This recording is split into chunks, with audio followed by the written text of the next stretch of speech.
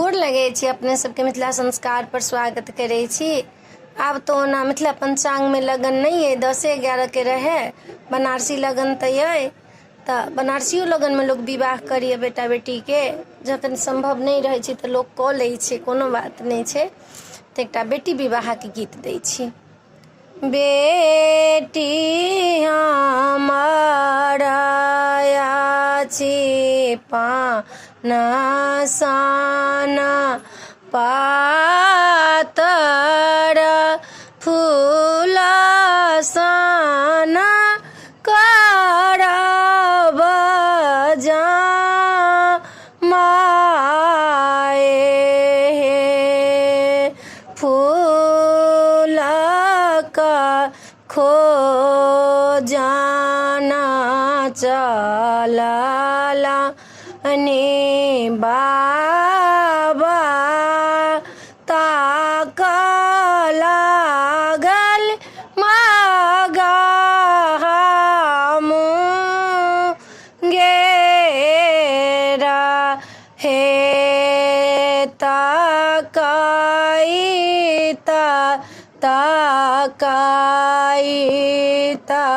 माही ना बीतिए गेला नाही भेटल फूला सन जा माए ताकाईता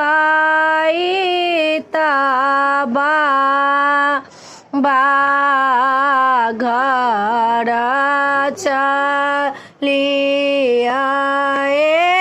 ला दुआरे पर बैसाला झा माए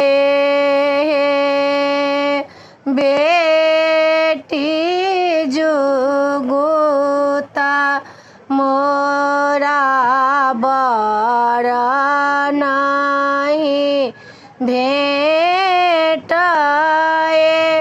आब बेटी रहती कुमारी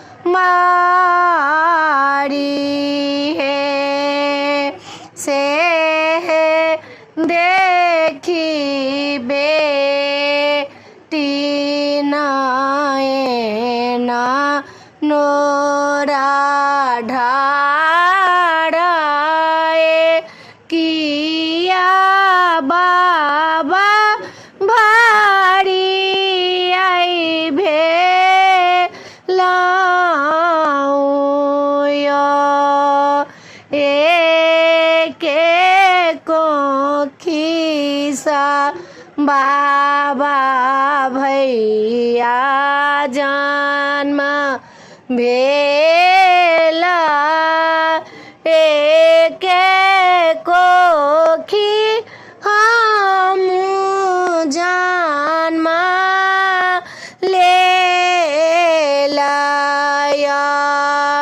भैया हाँ के यो बाबा भारी ने भेला हम किया भारी भये गेलौं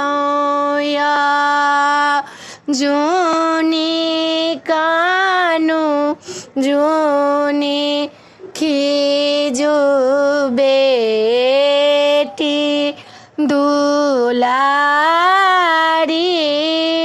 जूनी करू माना बीचे सोचा हे नाग्रा का रीताई है छै हे बेटी सबक बेटी जाए दूरा दे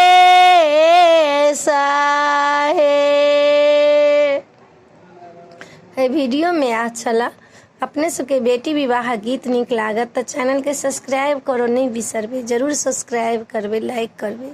ई तऽ विधना के विधान छै, सदा से आबि रहल छै, देवतो लोक में भेलै तऽ हमसब तऽ मनुख छी। अपने सबके नीक लागत तऽ बिसरबे नहीं, जरूर कहबै।